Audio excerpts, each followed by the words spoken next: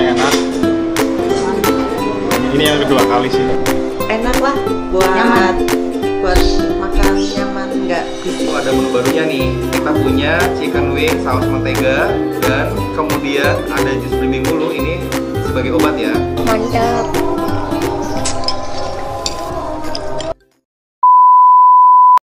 Sobat Inspirasi, hari ini saya akan grebek rumah makan Kasmuri yang ada di Pernah.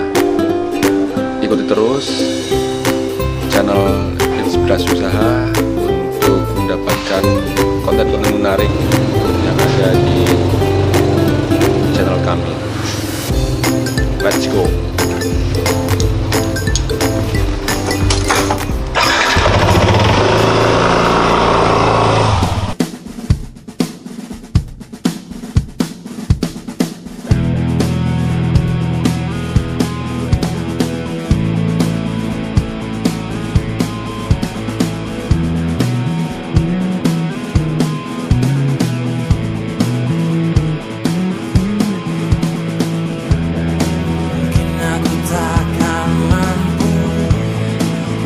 Waktu yang meragu saat tak bisa jumpa hadirmu lagi dan lagi, untuk mengerti rasaku menghina, semua rasa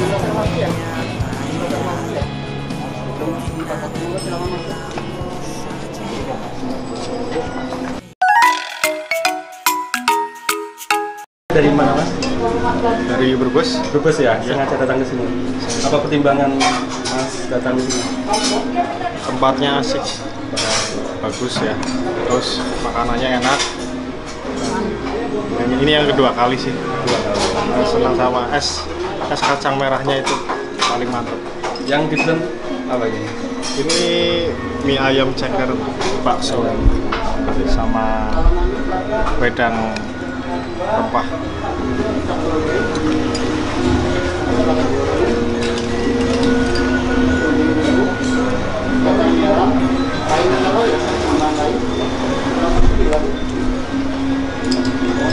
Selamat siang Ibu. Siang. Dari mana ini Ibu?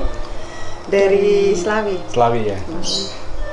Apa pertimbangan Ibu datang ke sini? Tertatikannya di mana ini? Kenapa datang ke sini? Udah sering sih. Udah sering. Tempatnya kan adem. Tempatnya adem ya. Enak lah buat makan nyaman, nggak berisik. Menunya juga spekta katanya. Favoritnya apa Bu? Favorit gobios. Gobios ya. Masih gobios. Tapi favorit baru kayaknya mie ayamnya juga jadi favorit kok. Nyam-nyam. Mantap.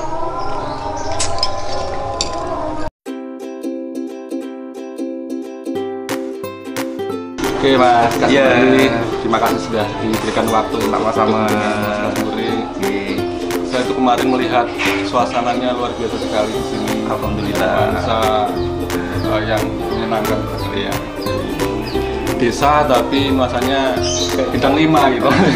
Gitu. Alhamdulillah. Ya, Mas Kasmuri, jadi channel Inspirasi Usaha ya pengen tahu nih ya, cerita awal. Doron ini bisa menginspirasi teman-teman yang ada di luar sana ya. Terkait dengan bagaimana Anda bisa mendirikan warung makan ini. Ceritanya bagaimana, Mas? Awalnya ya mungkin karena kejenuhan saya ya. Kan saya sebelumnya saya bekerja di hotel as a chef. Jadi ya saya sudah keliling dunia, sudah kemana-mana, akhirnya mengalami kejenuhan, akhirnya saya pulang. Kemudian karena saya lahirnya di Tegal ini, kemudian saya pulang ke Tegal, saya lihat kayaknya di Tegal itu retail udah mulai berkembang. It's been berarti di situ uang banyak beredar ya Pak. Kemudian saya berpikir lagi, seandainya saya buka di sini bagaimana ya? Gitu. Nah akhirnya dalam 1 bulan saya vacation itu ceritanya, liburan itu 1 bulan, saya itu dari Tegal Slawi nyari makanan gitu, observasi. Artinya di sini itu yang sedang hits, yang sedang ins, yang digemari orang Indonesia, orang Tegal itu apa kayak gitu. Kemudian setelah saya melihat, mendengar, observasi sana sini, kemudian saya menentukan, oh oke, akhirnya saya mau bikin sesuatu nih kayak gitu. Tapi pada saat itu kendalanya adalah saya tidak punya tempat yang luas kayak gitu. Akhirnya saya nyari ruko atau semacam tempat ya yang di pinggir jalan yang aksesnya gampang kayak gitu. Dilalahnya itu nggak ketemu Pak, kayak gitu. Dilalahnya nggak ketemu. Akhirnya alhamdulillah saya masih punya rumah yang dimana itu nggak pernah ditungguin pada saat itu. Akhirnya saya bikin, dulu masih pakai gerobak. Ini bentuk rumahnya asli ya? Asli, ini asli. Rumahnya begini, kayak gitu. Cuman kan saya dulu berpikirnya adalah keterbatasan modal, terus kalau ilmu ada kayak gitu ya, kemampuan adalah keterbatasan modal gitu ya. Kemudian saya juga sumber daya manusianya mau bagaimana ini. Nah akhirnya saya berpikir udahlah di rumah saja. Di rumah itu kan ngirit modal ya. Artinya kita sudah punya tempat yang buat usaha kayak gitu, tinggal dipoles. Ini bagaimana nih caranya biar rumah ini menjadi sesuatu. Akhirnya saya berpikir bahwa di Tegal itu kebanyakan itu pasti rumah makan itu di mana-mana itu mejanya itu warna hijau, produk teh, rata-rata produk teh ya. Kemudian saya berpikir ini tidak ada yang berkonsep kayak gitu. Akhirnya oke, saya mau berkonsep. Saya mau semua rumahnya itu saya sulap menjadi resto. Soalnya kalau di luar desain Anda sendiri ya? Iya. Pernik-pernik yang ada. Betul, pernik-perniknya betul kayak gitu. Karena saya orang Jawa kayak gitu. Kebetulan ketika saya ada di luar itu kan saya ngelihat ya sebenarnya di luar itu restonya tuh kecil biasa aja gitu, tapi didesain minimalis, bagus kayak gitu. Karena mereka tidak punya kultur yang banyak seperti kita, makanya begitu-gitu aja gitu. Kalau di kita itu kan kulturnya banyak. Terus kemudian karena saya orang Jawa, jadi saya pengen semuanya nuansanya Jawa klasik kayak gitu. Rumah biasa tapi disulap gimana caranya biar pernak-perniknya itu yang main kayak gitu. Akhirnya ya seperti ini yang seperti Anda lihat kayak gitu, mipil kayak gitu ya. Kemudian saya juga learning by doing. Terus akhirnya saya membidik pangsa pasarnya itu ya dari pegawai, kemudian pegawai rumah sakit, pegawai dinas yang seperti itu. Terus kemudian dari menu pun sama seperti itu. Saya menu itu tidak muluk-muluk, jadi yang daily basic. Artinya yang setiap hari itu orang makan kayak gitu. Kemudian akhirnya berjalannya waktu 1 tahun, responnya baik kayak gitu. Pada zaman itu kan belum booming yang namanya Instagram ya, tapi pada saat itu saya menekankan itu. Menggunakan apa? Sosial media, selalu menggunakan sosial media, tapi dengan daya tarik sendiri, seperti ya pernak-perniknya Jawa, kemudian musiknya, kemudian nuansanya dibikin kayak gitu, dibikin Jawa. Terus kemudian saya ada fasilitas memprovide baju untuk mereka itu foto kayak gitu. Awalnya seperti itu, kemudian saya foto, jadi sengaja saya di depan itu standby kalau ada yang makan masuk saya foto, Mbak barangkali mau pakai pakaian adat kayak gitu, saya foto. Nah itu daya tariknya. Kemudian saya masukin ke Instagram, booming. 1 tahun, alhamdulillah sudah berkembang. Kemudian pas menginjak mau 2 tahun itu udah sampai sini Pak, sudah sampai rumah ini. Waktu itu cuma di depan doang. Oh di depan itu ya? Iya di depan itu doang, belum sampai ruang tengah. Kemudian 1 tahun berjalan ruang tengah, kemudian dapur nggak begitu, dapur masih berantakan dulu. Kemudian sampai ada pantry, kemudian 2 tahun sampai sini kayak gitu. Nah alhamdulillah responnya baik kayak gitu. Kalau ini Mas, karakter makanan dengan keinginan konsumen, penjajakan selama 1 tahun sebelum dengan kemudian mengembangkan menu-menu yang lainnya itu seperti apa? Nah itu pertanyaan bagus sekali ya. Jadi bukan berarti doesn't mean kita tuh punya modal kemudian yang penting bikin aja, yang penting payu kayak gitu. Itu namanya kalau kita perang itu tidak punya senjata ya kayak gitu. Selain kita punya modal, kemudian kita punya skill, nah kita juga harus bisa membaca. Ya artinya kita membaca customer kita, membidik customer mana yang kita bidik kayak gitu. Kebetulan customer saya itu saya bidikannya adalah dari pegawai ya.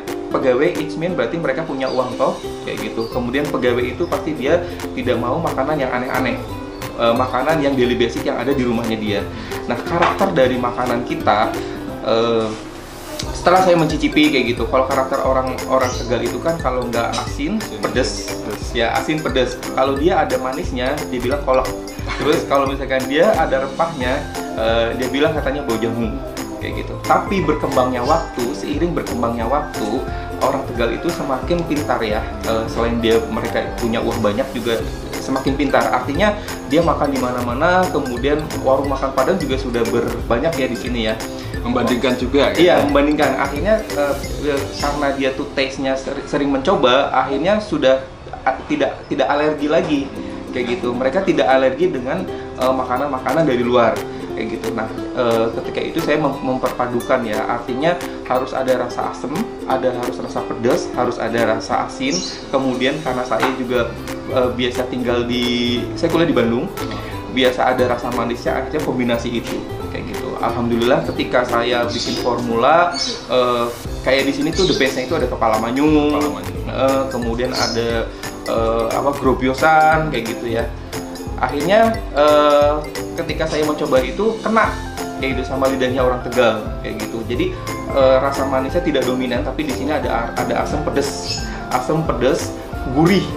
Biasanya orang Tegal kayak gitu. Nah, ditambah lagi ada pecak-pecakan. Nah, itu akhirnya alhamdulillah orang Tegal itu menyambut dengan baik kayak gitu, dan mereka tidak. Terus yang paling penting adalah karakteristik dari warung kita adalah berempah. Iya, kita rempahnya itu banyak banget gitu, berempah ruah kayak gitu.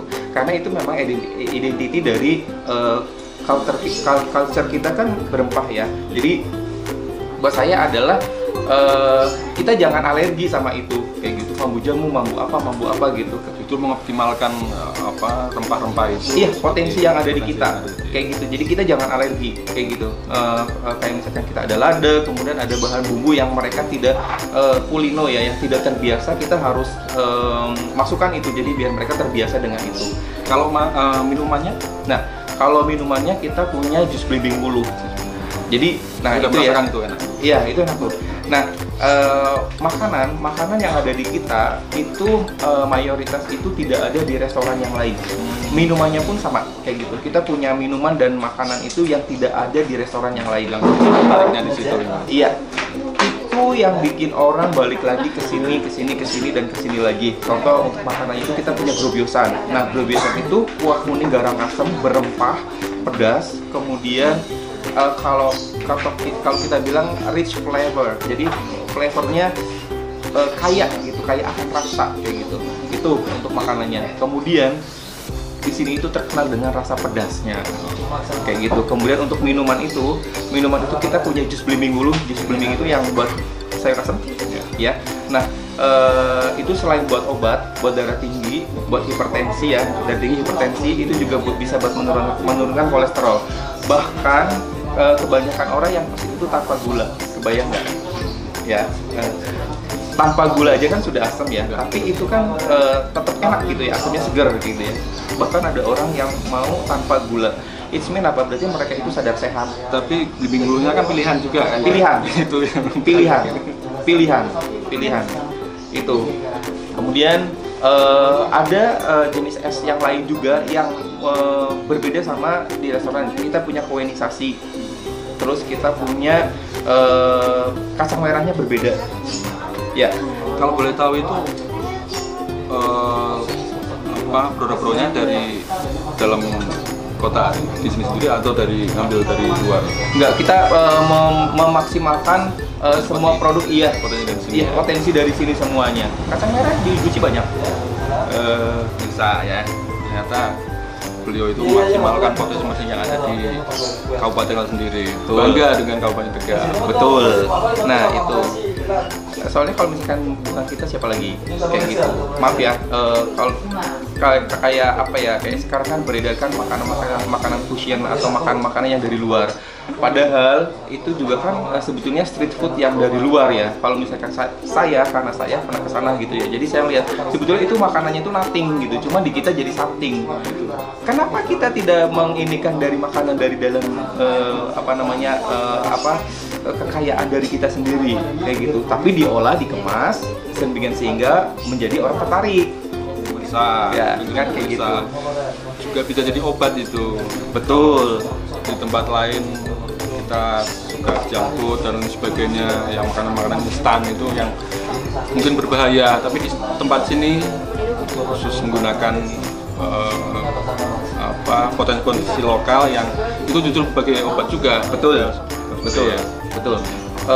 Terus ini Mas, satu lagi, orang Tegal itu sekarang sudah sadar yang namanya kesehatan ya. Jadi mereka aware banget apa yang mereka makan itu bukan hanya mengenyangkan, tapi sebagai obat kayak gitu. Terbukti. Kenapa? Karena rata-rata yang makan di sini kepenginnya less sugar.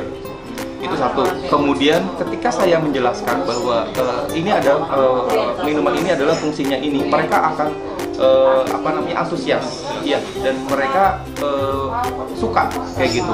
Kemudian mereka pasti selalu nanya, Mas ini ayamnya kampung? Iya kampung. Mereka suka kayak gitu. Kemudian Mas ini bumbu dan rempahnya banyak fungsinya buat ini, ya betul kayak gitu. Dan mereka meresponnya baik kayak gitu. Jadi tidak ada yang namanya sekarang rempah-rempah itu bau jamu, bau apa, tidak kayak gitu. Karena disadari bahwa kekayaan kita ya, bumi kita, Indonesia, Tegal terutama, kan potensinya banyak banget ya, dari empon-emponnya, kemudian dari hasil lautnya, itu banyak banget kayak gitu. Nah makanya saya memaksimalkan itu biar orang itu tidak kemana-mana kayak gitu, biar orang itu tetap cinta sama produknya sendiri, makanan kita sendiri. Nah itu fungsinya itu. Kalau saya lihat itu gini Mas Kasmuri, menu-menu yang ada di warung ini, meskipun lokasinya di desa, tapi menunya menu bintang 5 nih. Aduh, alhamdulillah. Pemirsa. Makanya saya tanya kemarin juga, ini harganya gimana? Harganya standar. Alhamdulillah. Sebanding dengan apa yang mereka keluarkan gitu. Iya. Kalau menurut Mas Kasmuri gimana ketika menawarkan menu dan harga kepada konsumen? Nah itu, pertama kita harus mengedukasi dari customer kita ya. Kita harus mengedukasi, artinya mengedukasi itu kita harus kayak sarana promo. Saya itu melakukannya gini. Sebelum si produk itu kita jual, biasanya saya itu mengiklankan diri kayak gitu. Jadi saya bikin produknya, saya plating, kemudian saya itu ala-ala vlogger, saya makan dan lain sebagainya 1 hari sebelumnya. Habis itu saya pasarkan. Saya lihat responnya bagus atau tidak. Kemudian balik lagi, saya juga harus bikin produk itu yang sesuai dengan lidah orang kita gitu, lidah orang kita, menyesuaikan. Nah itu kedua. Kemudian yang ketiga, how to plating, bagaimana untuk platingnya, bagaimana untuk penyajiannya. Makanannya enak, penyajiannya jelek, tetap aja terlihat tidak ini kan kayak gitu. Nah makanya itu satu kesatuan. Ketika saya sudah membidik paksa pasarnya, kemudian kita tahu tesnya, dari peminatnya seperti apa, kemudian how to platingnya, penyajiannya seperti apa. Nah itu satu kesatuan menjadi orang itu lebih tertarik gitu Mas. Makanya ketika saya sudah mengeluarkan produk ini, orang tertarik, nah itu kena tuh kayak gitu. Alhamdulillah kayak gitu. Sekarang gilirannya motivasi nih pemirsa, Mas Kasmuri akan memberikan motivasi kira-kira bagaimana membangun bisnis kuliner biar sesuai dengan harapan konsumennya. Kira-kira prinsip apa Mas Kasmuri yang bisa diberikan ke teman-teman pemula terutama nih yang ingin membangun bisnis kuliner? Baik. Nah ini tips ya, tips buat teman-teman pemula. Yang pertama harus dilakukan adalah kita harus punya modal, yang kemudian ilmu, terus kita harus punya bidikan pangsa pasar. Ya, kemudian dari situ nanti kita bisa mengembangkan diri. Kemudian dari situ juga kita tahu nih karakteristik dari customer kita tuh apa. Nah dari situ kalau kita sudah punya customer yang reguler atau kita bilang platinum member, nah itu enak tuh, mau dikasih apa aja mau kayak gitu, asal produknya kita kayak gitu. Nah itu, nah akhirnya pada akhirnya nanti kita bakalan punya customer sendiri kayak gitu loh, istilahnya loh. Kalau kita tuh namanya yang customer yang loyal gitu. Iya, customer loyal gitu. Jadi dia tidak mau pindah ke lain hati gitu. Perhatikan tuh pemirsa ya. Dan ada satu lagi, tekun ya guys. Jadi kita harus benar-benar tekun. Ilmunya ada, ilmu atau skillnya ada, modalnya ada, bidikan pasarnya apa. Kemudian kita harus tekun. Artinya kita harus konsisten dalam segala hal, dari segala rasa. Kemudian dari kalau kita mau ngiklan ya ngiklan aja terus kayak gitu.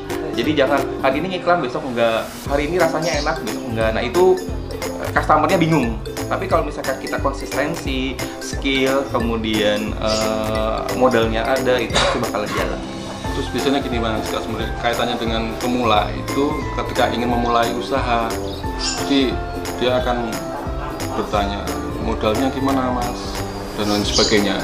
Kira-kira kalau misalkan dia masih belum memiliki modal, apa yang kemudian bisa dioptimalkan di kemudahan itu? Ya, kalau kebetulan kalau saya menggambarkan diri saya sendiri ya, kayak gitu.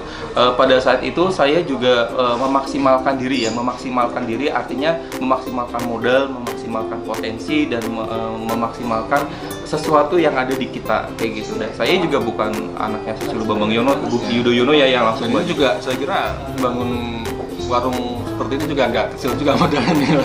Ya betul, dan dulu saya itu berusaha untuk tidak minjam sama bank dulu ya. Terus saya berusaha untuk yang sesuai dengan isi kantong. Jadi saya tidak maksa. Jadi justru yang menjadi ini adalah prosesnya itu loh Mas, prosesnya itu. Jadi learning by doing. Jadi pertama dengan tahap juga ya, bertahap ya. kayak gitu ya. Secara bertahap, mungkin saya hari ini tuh mampunya cuma segitu, tapi kan dari laba itu kemudian saya sisihkan, ya kembangkan kayak gitu. Nah ini prosesnya ini yang proses learning by doing. Karena apa? Kadang-kadang kita di pertengahan ada kejadian apa kita belum siap dan kita tidak tahu kayak gitu. Kemudian nah di situ kan kita akhirnya tahu ilmunya. Kemudian langkah apa selanjutnya yang harus kita lakukan? Nah kita udah tahu stepnya kayak gitu. Itu step by step, learning by doing dari hal yang kecil kayak gitu. Nggak usah yang muluk-muluk. Gak usah yang gimana-gimana. Kalau misalkan kita jual produk, berarti produknya aja yang dikuatkan. Encekeprenya yang ini ononya gak usah dipikirin, kayak gitu. Itu bisa jalan sendiri, kayak gitu. Tapi kalau misalkan belum apa-apa, kita sudah memikirkan encekrepret yang dipernak-perniknya yang harus heboh, tapi ketika kita makan makanannya nggak enak atau makannya tidak sesuai, nah itu yang fokus ya. Iya, kayak gitu. Nah itu yang ini. Nah nanti kan lama-lama kan step by step gitu. Nanti kita mau mengeluarkan apa lagi nih, nanti kita mau melanjutkan apa lagi nih. Nah itu nanti kita udah tahu sendiri kok. Kayak gitu. Nah itu kuncinya kayak gitu. Buat kalian yang kepengen berkunjung ke warung saya dan kepengen menikmati makanan khas Tegal dan yang berempah dan berbumbu, silahkan datang aja ke warung saya, Kasmuri Warung di Jalan Desa Kaliwadas, RT 5 RW 1, Adi Berna, Tegal. Terima kasih.